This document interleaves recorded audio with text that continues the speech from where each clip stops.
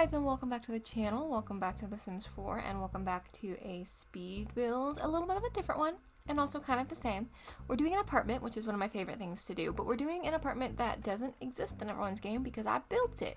See, the really cool thing happened not too long ago. It kind of got swept under the rug because so many other cool things were happening, but the Sims 4 team made the for rent residential rental lot an available lot type for penthouse lots, which are San Myshuno, I think, is the only place they exist. I might be wrong on that. Actually, that's not true. The Love Shrek world has a penthouse lot or two, I think, as well.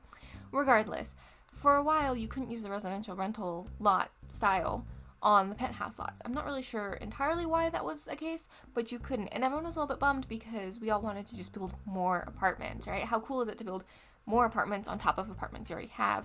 And I got really excited when they announced that you could do that. They changed it so that you could put residential rentals and therefore build your own apartments or duplexes or whatever on the penthouse lots on top of these buildings, which is really exciting. And I was like so jazzed, and then just like didn't.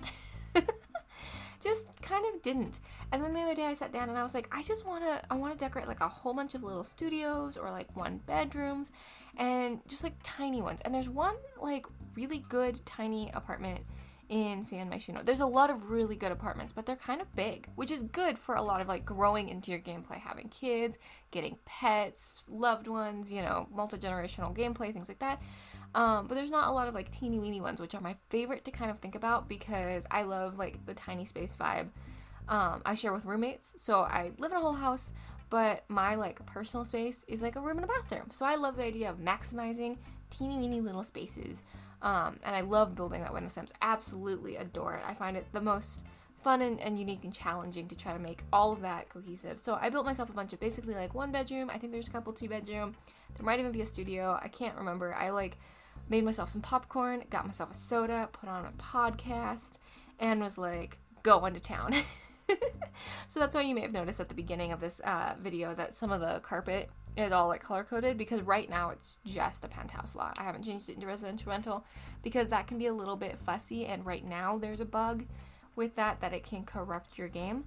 So I'm not going to turn this into a residential rental until that's resolved, but I still wanted to build it. Like, the idea is still there and it's still something capable within the game. And even if you didn't want to play with the residential rental or you don't have for rent, you could still just, with the locking doors system, have, I think there's 6 apartments in here, I believe. So you could still just have like a family of 6 individual Sims, or 8 with a couple couples if you wanted, or something like that, or use MC Command Center to like increase your house size and have like a few couples and things. There's a lot of options. It's just lock doors for people you don't want around. I've done that before For Rent came out and stuff, so that's also an option. The windows in each place are a little bit weird, and especially kind of weird in this one. They feel really big for this size of the apartment, but that's because for this particular build, I decided for some unholy reason to try to mimic the floors below to some degree. There are some key differences just to make it a little bit easier on myself, and you won't see them too much in this build. When we do the community spaces, you'll be able to see that a little bit more. So it does flop, it does match the particular building it's built on, and it does flop on top quite nicely. I think personally it is a little bit different. It kind of gives the vibe of like recently renovated older building. At least that's what we were kind of going for.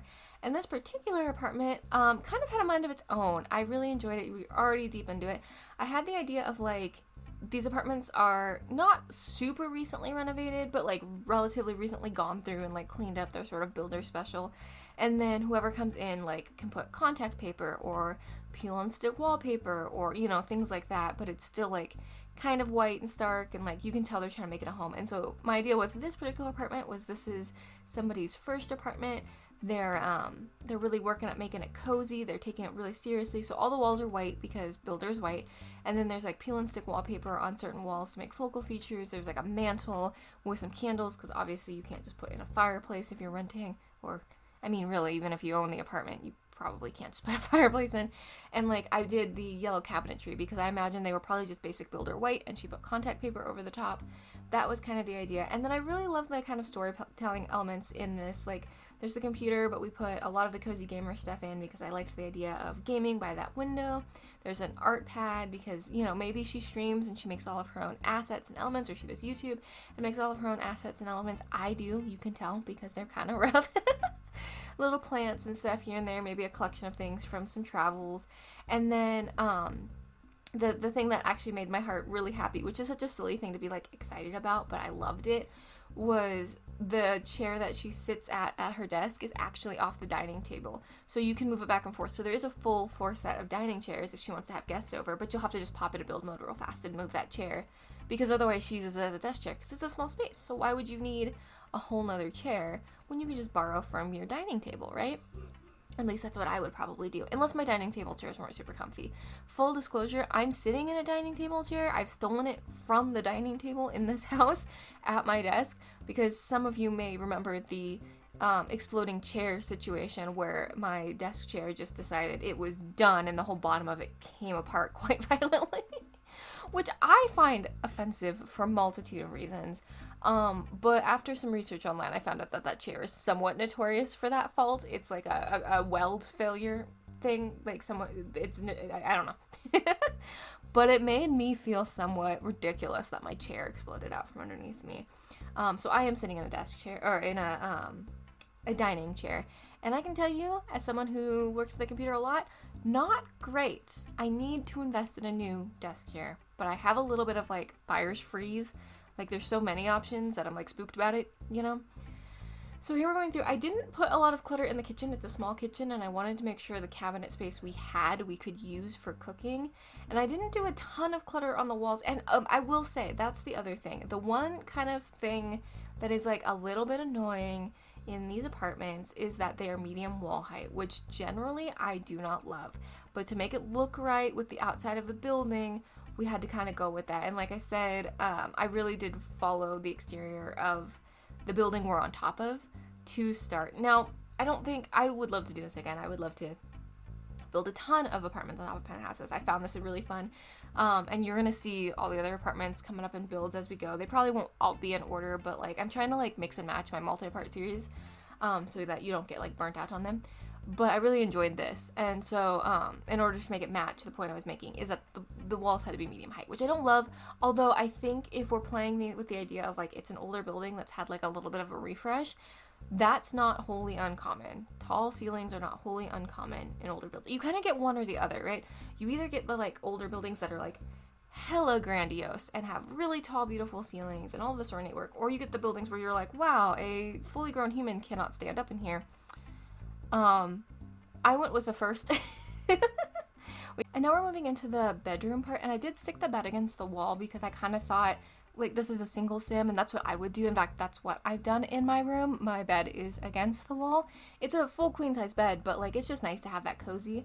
Looking at this room, I also might have stuck the bed against the window. That is an option. I stuck it against the wall because I was thinking, like, nice, cozy, like, sit and watch maybe out the window from a distance kind of vibes. And also, like, these are newer windows. You can tell this this building has been renovated, but in some older buildings you get a draft closer to the window, or even just in newer buildings like this, but the window is so big, sometimes you can get a colder air, which does not matter in The Sims, to be so clear. But I was thinking, like, you know, your bed up against the window like that, it can get cold. And speaking from experience, my bed is currently up against my window. It's a smaller window because it's an older house, but my bed is under my window, and I will say that side of the room gets colder. I have a giant comforter to combat that in the wintertime. And so that's something to think about too. So I shoved the bed up in the corner, kind of cozy, with a cute little nightstand that's like a little bit little kitty, just because I was like, oh, well, you know, maybe she brought it with her from college or from her childhood bedroom or something like that. And I'm personally envisioning a female presenting sim in this house. I kind of did it for me, to be honest with you, which is why I keep saying she. This is like a perfectly lovely apartment for literally any sim who enjoys yellow and teal and pops of pink. Any sim that enjoys yellow and teal and pops of pink with maybe a little bit of frill. Like, your sim, I think, has to enjoy some level of like frill to be in this particular apartment, unless you choose to get it and, you know, do the layout, you just use the layout, then your sim can live whatever they want. It is a good layout. It's a pretty solid layout. The bedroom's a little small. If you had a couple in here, it would be a little bit hard to fit 2 nightstands and a dresser. You might have to do like a tiny living dresser nightstand combo, which is not a bad thing. You would just have to be a little bit more strategic, I think, but because it's just a single sim living in here in the story I'm telling, we were able to put like a little dresser and a little chair and make it very cozy and warm. We also put contact paper in this room, as well as peel and stick wallpaper. Well, okay, it's just wallpaper in The Sims. There's no concept of peel and stick. But in our minds, because she's a renter, it's peel and stick. And that's why we also went with like a really bold color that maybe you wouldn't put on the wall permanently. But because in our head we're playing peel and stick, it's like, fine, it's whatever. It's like 2 years and you pull it down. No big deal. And here I'm trying to figure out what to put on the wall. It took a little bit of doing. I was trying to figure out, I didn't want it to look cluttered, but I wanted something cute on the wall. It took a little bit of thinking back and forth. I really wanted a collage, so I ended up going with the maps. They're kind of older school maps, but I've done this in my real life house before, and I think I've talked about this. When I lived away from my family, when I lived very much kind of out on my own, figuring it out, I made a map. I actually took 2 frames, and I cut out an old atlas. And I put a big old pink heart where I lived and a big old pink heart where my family lived on the 2 different maps because we lived in different states. And I hung those up as like a little reminder of like where my heart was and where my family's heart was, you know. And so I like to use those maps kind of in my head in that way. I've also used them before because they're old enough, you know, it could be the story of the house, it could be the story of like the building you're in, could just be some really cool historical documents you like. There's lots of options. But in this particular instance, I was kind of imagining her maybe like it's cut an atlas out and put something cute in there, or like old, maybe they're like old. I've been given documents from like the family farm that are like old water right documents, or old like there's a word I'm looking for where they split your acreage up into different zones for different reasons, and I'm completely blanking on it, and someone who actually has knowledge of this is going to be like, my goodness, this, and I'm going to be like, yes. But I keep those things close at heart. For example, I have an old postcard right now. It's actually a Christmas card my great-great-great-grandfather sent out, and somehow we had a couple extras stored in a box in an attic.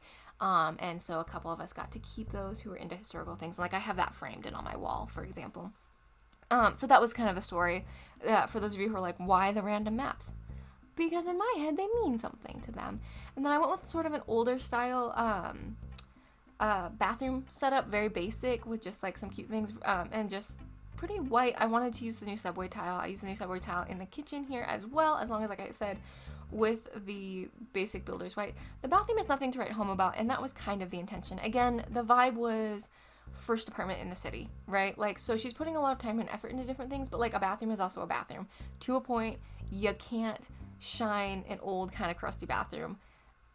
You can try, but if you're just renting and you can't change out fixtures and stuff, there's only so much you can do. So the bathroom is kind of meh, but by intention. Here we're putting the sort of super bright wallpaper up. I'm really excited about it. And here's the screenshots. So I'm going to stop blathering at you and let you go and just enjoy. But I hope in all seriousness you're having a great day and you're feeling loved. And if you're not feeling loved, please know that I love you. I'm glad you exist. I'm glad you're here hanging out. You make the world a better place just by being you. I'm super glad you're in it, so please stick around. And I'll catch you next time on the channel. We got all kinds of stuff going on, so I don't know what's up next. But I'll see you when I see you. Okay, love you. Bye. Mwah.